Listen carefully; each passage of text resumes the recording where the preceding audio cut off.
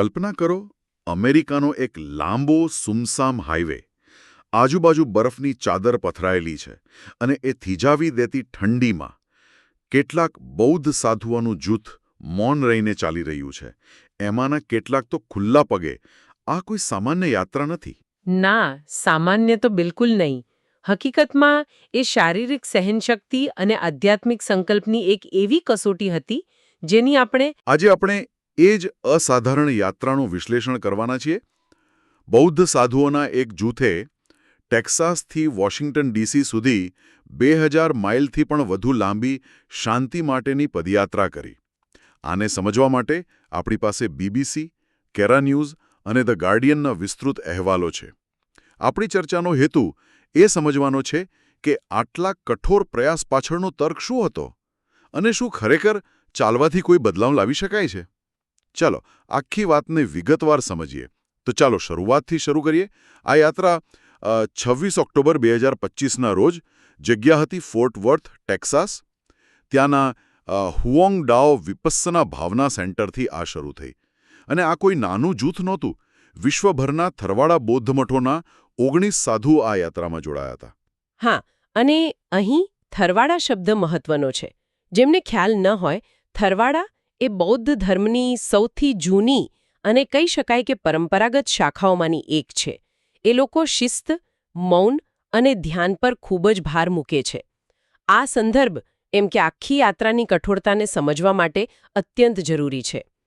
તેમનું અંતિમ મુકામ હતું અમેરિકાની રાજધાની વોશિંગ્ટન ડીસી, અને આખી યાત્રા પૂરા 108 દિવસ ચાલી. 108 દિવસ પગપાળા. પણ અહીં મારા મનમાં એક મૂળભૂત પ્રશ્ન થાય છે. આજના ડિજિટલ યુગમાં જ્યાં શાંતિનો સંદેશ ટ્વિટર પર એક હેશટેગથી કે ફેસબુક પર એક પોસ્ટથી લાખો લોકો સુધી પહોંચાડી શકાય છે, ત્યાં 2000 માઇલ ચાલવાની, એ પણ આવી કડકડતી ઠંડીમાં, શું જરૂર હતી? મતલબ કે આટલી મહેનત પાછળનો તર્ક શું હતો? તમારો પ્રશ્ન બિલકુલ યોગ્ય છે, અને તે જ આ યાત્રાના હાર્દને સ્પર્શે છે. કારણ કે જૂથના જે નેતા હતા, આદરણીય ભિખ્ખુ પન્નાકારા, એમના મતે તેમનો હેતુ માત્ર સંદેશ આપવાનો નહોતો, પણ સંદેશને જીવવાનો હતો. એમના જ શબ્દોમાં કહું તો આ યાત્રા અનિશ્ચિતતા અને અશાંતિથી ભરેલી દુનિયામાં અસંખ્ય જીવોને આશીર્વાદ આપવા માટે હતી. તેઓ માનતા હતા કે શબ્દો કરતાં ક્રિયા વધુ શક્તિશાળી હોય છે. એટલે કે તેઓ માત્ર શાંતિની વાત નહોતા કરી રહ્યા, તેઓ પોતે શાંતિનું જીવંત ઉદાહરણ બની રહ્યા હતા. બરાબર. અને તેનો વ્યાપક સંદર્ભ પણ સમજવો જરૂરી છે. આ યાત્રા એવા સમયે થઈ રહી હતી જ્યારે અમેરિકામાં રાજકીય વિભાજન અને સામાજિક તણાવ ચરમસીમા પર હતા. આવા માહોલમાં મૌન રહીને, પીડા સહન કરીને અને દરેક પરિસ્થિતિમાં કરુણા જાળવી રાખીને ચાલવું એ પોતે જ એક શક્તિશાળી રાજકીય અને સામાજિક નિવેદન હતું.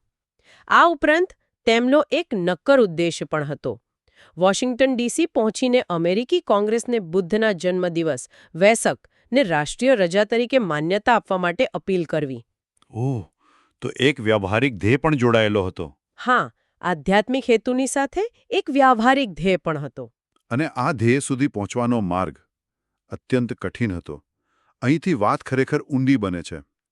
સ્રોતો જણાવે છે કે જૂથના નેતા આદરણીય ભિખ્ખુ પન્નાકારા આખી 2300 માઇલની યાત્રા ખુલ્લા પગે ચાલ્યા. મને તો એ વિચાર માત્રથી કંપારી છૂટી જાય છે. અમેરિકાના હાઈવે પર કાંકરા, ખીલા, કાચના ટુકડાઓ, એના પર ખુલ્લા પગે ચાલવું. ખરેખર તેમના પગની હાલત એટલી ખરાબ થઈ જતી હતી કે દરરોજ સાંજે તેમના પર ભારે પાટા બાંધવા પડતા હતા. અને આ તો માત્ર રસ્તાની વાત થઈ. તેમણે અને તેમના સાથીઓએ વિક્રમજનક ઠંડી અને ભારે બરફવર્ષાનો પણ સામનો કરવો પડ્યો, ખાસ કરીને જ્યારે તેઓ ઓહાયો અને પેન્સિલ્વેનિયા જેવા પૂર્વીય રાજ્યોમાંથી પસાર થઈ રહ્યા હતા. આ સાંભળીને સવાલ થાય કે કોઈ વ્યક્તિ સ્વેચ્છાએ આવું કષ્ટ શા માટે સહન કરે? આ તો એક પ્રકારની આત્મપીડા થઈ. શાંતિના સંદેશ સાથે આનો શું સંબંધ? બરાબર, એ જ આ યાત્રાનું દર્શન છે. કારણ કે આ શારીરિક કઠિનાઈની પાછળ એક ઊંડી આધ્યાત્મિક સાધના જોડાયેલી હતી. બૌદ્ધ દર્શન મુજબ જ્યારે તમે સ્વેચ્છાએ શારીરિક સુખ અને આરામનો ત્યાગ કરો છો, ત્યારે તમે તમારી આસક્તિઓ પર વિજય મેળવો છો આ પીડા સહન કરીને તેઓ દુનિયાને બતાવી રહ્યા હતા કે સાચી શાંતિ બાહ્ય સુવિધાઓમાં નથી, પણ આંતરિક શક્તિ અને સંયમમાં છે. તે એક જીવંત ઉપદેશ હતો. એટલે કે તેમનું ચાલવું જ તેમનો ઉપદેશ હતો. ચોક્કસ. અને આ શિસ્ત માત્ર ચાલવા પૂરતી સીમિત નહોતી.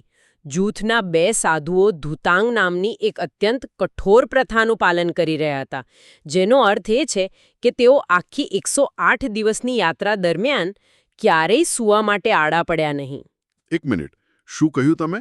108 દિવસ સુધી તેઓ ઊંઘવા માટે આડા જ નહોતા પડ્યા? આ કેવી રીતે શક્ય બને? સામાન્ય માણસ તો 1-2 રાત પણ ન રહી શકે. તેઓ પોતાની ઊર્જા કેવી રીતે પાછી મેળવતા? તેઓ આખી રાત ધ્યાનની મુદ્રામાં ટટ્ટાળ બેસીને જ પોતાની ઊર્જા પુનઃપ્રાપ્ત કરતા હતા. આ પ્રથાનો મૂળ હેતુ આરામ અને ભૌતિક સુખ પ્રત્યેની જે ઊંડી આસક્તિ હોય છે એને જડમૂળથી તોડવાનો છે. જ્યારે તમે ઊંઘ જેવી મૂળભૂત જરૂરિયાત પર પણ સંયમ કેળવો છો, ત્યારે તમારું મન વધુ જાગૃત અને કરુણા માટે વધુ ખુલ્લું બને છે. આ દર્શાવે છે કે આ યાત્રા ફક્ત શારીરિક સહનશક્તિની કસોટી નહોતી, પણ અતૂટ આધ્યાત્મિક શિસ્તનું એક જીવંત પ્રદર્શન હતું. અને જાણે આટલા કુદરતી અને સ્વેચ્છાએ સ્વીકારેલા પડકારો ઓછા હોય, યાત્રાની શરૂઆતમાં જ એક ભયાનક અકસ્માત નડ્યો. નવેમ્બર મહિનામાં હ્યુસ્ટન નજીક એક ટ્રકે સાધુઓના એસ્કોર્ટ વાહનને જોરદાર ટક્કર મારી. હા, અને એ એક અત્યંત દુઃખદ ઘટના હતી. ટક્કર એટલી ગંભીર હતી કે એસ્કોર્ટ વાહન 2 સાધુઓ સાથે અથડાયો. બંને ગંભીર રીતે ઘાયલ થયા અને દુર્ભાગ્યે તેમાંથી એક સાધુ, ભાઈ થાચપ્રાચ, ને પોતાનો પગ ગુમાવવો પડ્યો. ઓહ, આ તો બહુ મોટો આઘાત કહેવાય.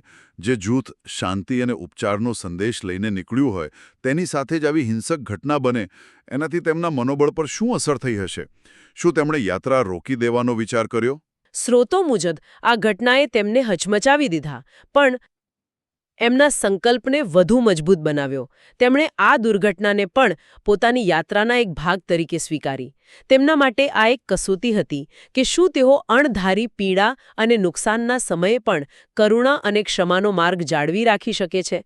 તેમણે હાર માનવાને બદલે પોતાના ઘાયલ સાથી માટે પ્રાર્થના કરી અને યાત્રા ચાલુ રાખી.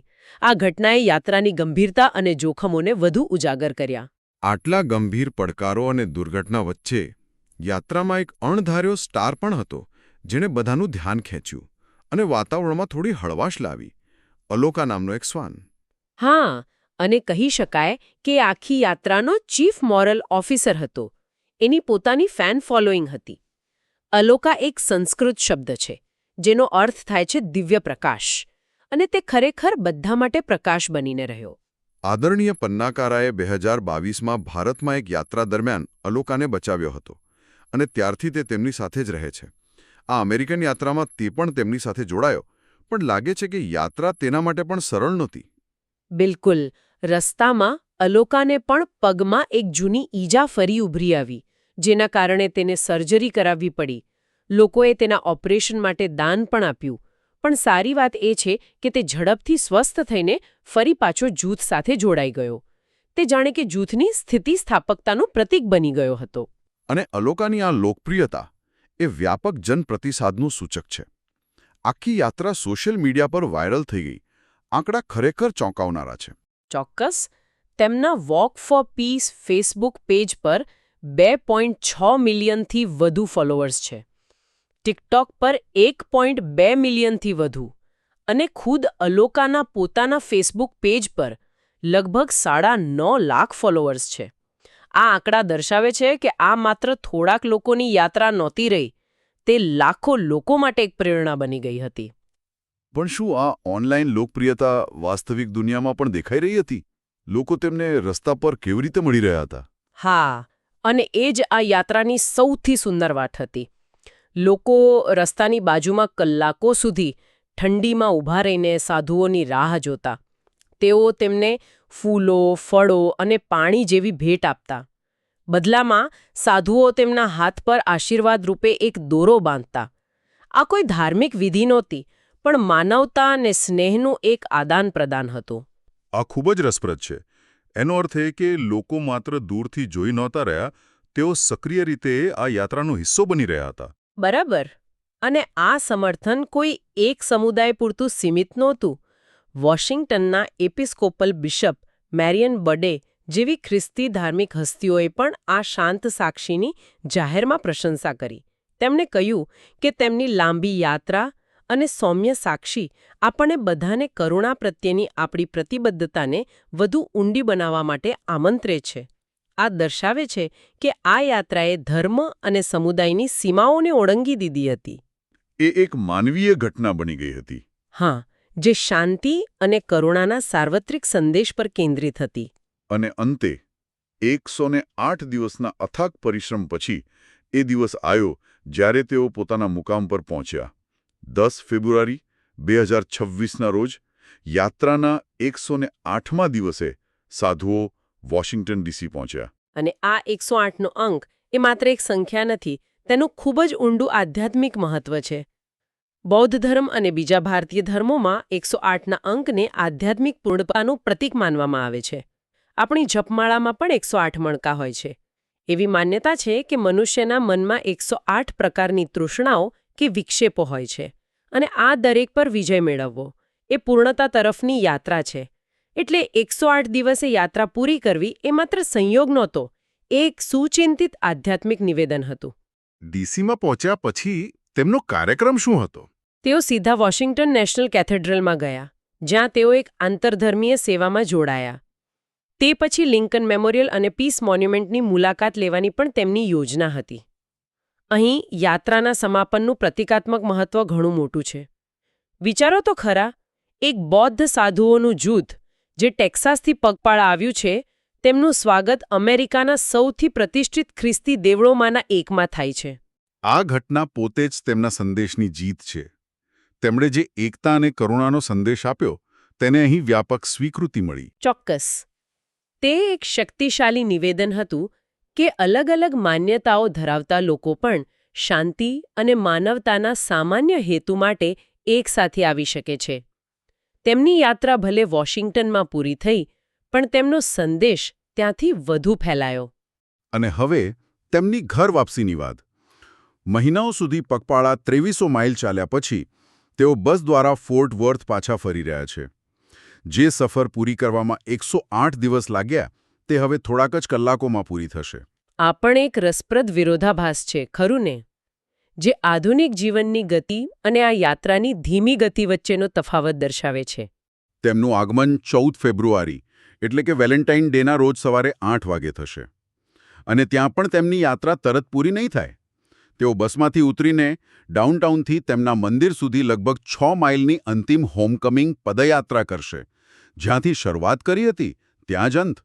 આ એક સંપૂર્ણ વર્તુળ પૂરું થવા જેવું છે. અને આ અંતિમ પદયાત્રા પણ અત્યંત પ્રતિકાત્મક છે. તે દર્શાવે છે કે યાત્રા ભલે પૂરી થઈ હોય, પરંતુ શાંતિ માટે ચાલતા રહેવાની પ્રક્રિયા, પોતાના સમુદાય સાથે જોડાવાની પ્રક્રિયા એ સતત ચાલુ રહે છે. તો આ બધી વાતનો સાર શું છે? આ આખી ચર્ચા પરથી શું તારણ કાઢી શકાય? મારા મતે આ યાત્રા એ પ્રાચીન તપસ્યા અને આધુનિક ટેકનોલોજીનું એક અનોખું અને શક્તિશાળી મિશ્રણ હતું. એક તરફ ખુલ્લા પગે ચાલવું, મૌન અને ધ્યાનની કઠોર પ્રથાઓ, તો બીજી તરફ ફેસબુક અને ટિકટોક દ્વારા લાખો લોકો સુધી પહોંચવાની આધુનિક રીત. તે દર્શાવે છે કે ચાલવા જેવી એક સરળ ક્રિયા પણ યોગ્ય હેતુ અને સંકલ્પ સાથે કરવામાં આવે તો કેટલો ગહન સંદેશ પહોંચાડી શકે છે. તમે બિલકુલ યોગ્ય મુદ્દો પકડ્યો છે. પણ અહીં એક મોટો પ્રશ્ન ઊભો થાય છે, જેના પર આપણા શ્રોતાઓએ વિચાર કરવો જોઈએ. આજના ઝડપી સંચાર અને ઇન્સ્ટન્ટ એક્ટિવિઝમના યુગમાં, જ્યાં દરેક વસ્તુ તાત્કાલિક, ઘોંઘાટભરી અને ક્ષણિક હોય છે, ત્યાં આ ધીમી, ઇરાદાપૂર્વકની અને 108 દિવસ લાંબી પદયાત્રાની અપાર સફળતા આપણને શું શીખવે છે? સારો પ્રશ્ન છે. આપણું ધ્યાન ખેંચવા માટે સતત સ્પર્ધા ચાલી રહી છે. એવામાં આ શાંત યાત્રા કેવી રીતે સફળ થઈ? શું તે એવું સૂચવે છે કે લોકો આજે પણ આવા શાંત, સ્થિર અને અડગ સંદેશ માટે તરસ્યા છે? એક એવો સંદેશ જે માત્ર હેડલાઇન્સમાં ચમકવાને બદલે, જે માત્ર ગુસ્સો કે આક્રોશ જગાવવાને બદલે ખરેખર તેમના હૃદય અને દિમાગને સ્પર્શી શકે. કદાચ આ યાત્રાની સફળતા એ વાતનો પુરાવો છે કે આજના ઘોંઘાટભર્યા વિશ્વમાં મૌન, સહનશીલતા અને સ્થિરતામાં એક એવી શક્તિ રહેલી છે જેની આપણે મોટાભાગે અવગણના કરીએ છીએ.